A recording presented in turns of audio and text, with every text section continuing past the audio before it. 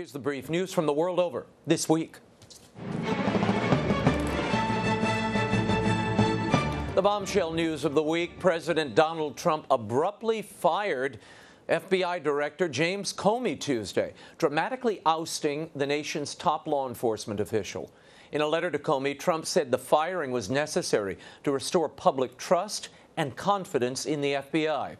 Comey, the most controversial bureau leader since J. Edgar Hoover, had come under intense scrutiny in recent months for his public comments on an investigation into Democrat Hillary Clinton's email practices, including a pair of letters he sent to Congress on the matter in the closing days of last year's presidential campaign. The firing comes amid an FBI investigation into whether Trump's campaign had ties to Russia's meddling in the presidential election. More on this, the reaction from Capitol Hill, and its potential fallout on the Trump agenda in our next segment. And more trouble for the Affordable Care Act as the nation's third largest health insurer says it will completely divorce itself from all state marketplace exchanges.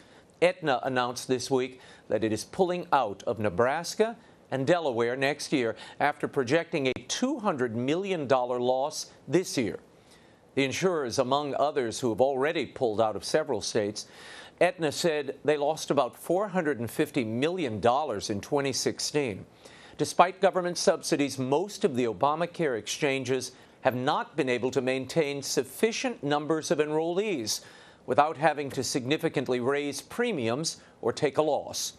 A third of the country is down to only one marketplace insurer, and industry experts expect that some Americans will have no marketplace insurer in 2018. Back on Capitol Hill, the Senate Republicans have begun to deliberate an Obamacare repeal and replacement bill. And the state of Texas took the lead in the immigration debate when Governor Greg Abbott signed a sanctuary cities ban this week. The law allows police to ask anyone apprehended about their immigration status, including routine traffic stops. It threatens local sheriffs with prosecution if they fail to cooperate with federal immigration authorities. Abbott signed the measure on Facebook Live on May 6th with no advance notice. Opponents of the new law immediately vowed to issue a court challenge, calling the legislation discriminatory. If allowed to stand, the new law goes into effect on September 1st. Meanwhile, arrests of illegal immigrants caught trying to enter the United States from Mexico declined again last month. Border arrests have plummeted since President Donald Trump took office, and he is taking credit. The president has highlighted the falling numbers as a sign that his approach and his rhetoric on immigration is working. On the ground, border agents say would-be migrants believe they'll be deported to Mexico if apprehended. There were still 11,000 border arrests in April. However, that is down 1,000 compared to March, the lowest number of arrests in a month since the 1990s. And some good news out of Nigeria as 82 Chibok schoolgirls came home this week, 3 years after being kidnapped by the Islamic terrorist group Boko Haram. The girls, aged 16 to 18, were released following a controversial prisoner swap with the government of Nigeria. 5 top Boko Haram militants were set free in the deal, according to Nigerian officials. This is the second group of hostages recovered since October of last year, when 21 girls were released. Of the 276 girls abducted by Boko Haram in April of 2014, 113 still remain in captivity. An Indonesian court on Tuesday sentenced the minority Christian governor of Jakarta to 2 years in prison for blaspheming the Quran.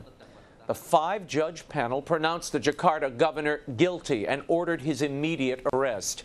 The court ruled that the governor's comments during the re-election campaign that he lost degraded and insulted Islam. The governor said that people are being deceived if they believe the Quran forbids Muslims from voting for non-Muslims. His comments led to massive protests and now a jail term.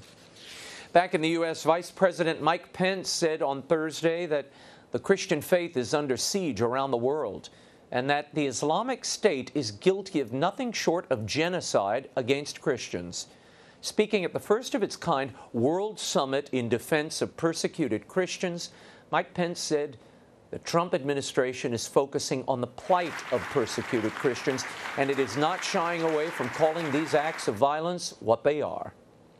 We see believers tortured for confessing Christ, and women and children sold into the most terrible form of human slavery.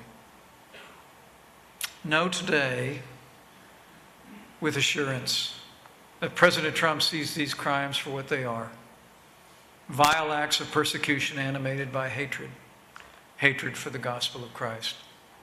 And so too does the President know those who perpetrate these crimes. They are the embodiment of evil in our time, and he calls them by name: radical Islamic terrorists.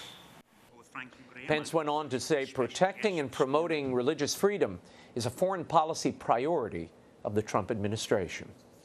And a company in Australia is offering embryo jewelry. According to the parenting blog KidSpot, Amy McGlade began crafting jewelry in 2014 and is now using the destroyed and cremated remains of in vitro embryos, preserving them in resin. McGlade touts her company as the only one in the world that creates jewelry from human embryos, calling her work pioneering and sacred art. One mother who wears her 7 extra embryos in a heart-shaped pendant said that when they completed their family, it wasn't in her heart to destroy them. Now, she said, they are forever with me in a beautiful keepsake. In Evangelium Vitae, Pope St. John Paul II wrote that a person's rightful due is to be treated as an object of love, not as an object for use. And finally, this Saturday marks the 100th anniversary of the Marian apparitions at Fatima. It was on May 13, 1917, that the Virgin Mary began appearing to 3 shepherd children in Fatima, Portugal. Pope Francis released a video message this week in advance of his 2-day visit there, saying he comes as a pilgrim of peace and entrusts the world to Mary's Immaculate Heart.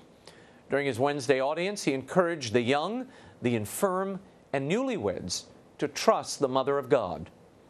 While in Portugal, Pope Francis will preside over the canonizations of 2 of the Fatima visionaries, Francisco and Jacinta Marto, in his first visit to the Marian Shrine. We'll have more on the papal visit and the message of Fatima later in the program. And the Will Wilder Book Tour is wrapping up. I'll be in the Boston, Massachusetts area at the Boston Marriott on Commonwealth Avenue in Newton at 7 p.m. on Wednesday, May 17th. Then on May 20th, I'll be at Half Price Books in San Antonio, Texas at 2 p.m. All the details are at RaymondArroyo.com. I'm looking forward to seeing you all.